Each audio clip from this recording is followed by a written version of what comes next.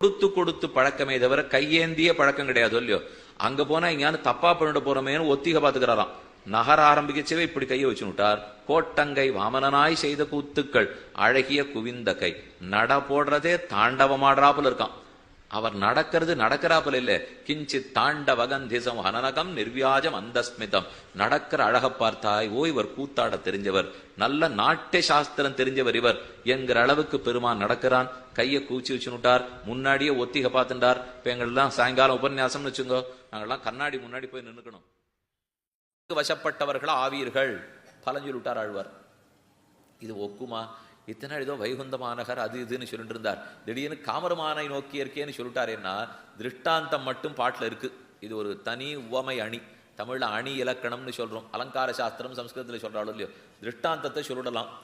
ஆனா அதுக்கு உவமேயம் இருக்கும் இல்லையோ, உவமானத்தை சொல்லிட்டு உவமேயத்தை ஆழ்வார் சொல்லாமலே விட்டுட்டார்.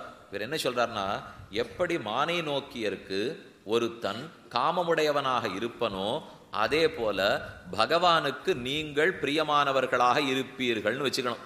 ஆனா திருஷ்டாந்தத்தை மட்டும் சொல்லிட்டார், தாஷ்டாந்திகத்தை விட்டுட்டார். உவமானம் பாட்டுல இருக்கு, மடலதீரவல்லார் காமருமானை நோக்கி இருக்கேன்னு.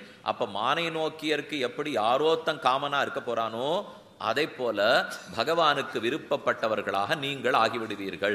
காமர்மானை நோக்கியற்கேன் முடித்தார். ஆச்சு. சோழதி விதேசத்தில் பாடிவிட்டார்.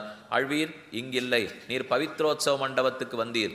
ஏற்கனவே வசந்தோத்சவ மண்டபத்துக்கு வந்தீர், இப்போது அத்தியனோத்சவ மண்டபத்துக்கு வாரும். இருமான் பெருமாள் சொல்ல கிளப்பி விட்டார். ஆழ்வார் மறுபடியும் பொட்டியை கட்டிண்டார். அங்கேயே பாண்டிய நாட்டில் சொல்லியிருந்தா பக்கத்தில் இருக்கு மலையாள திவதேசம்.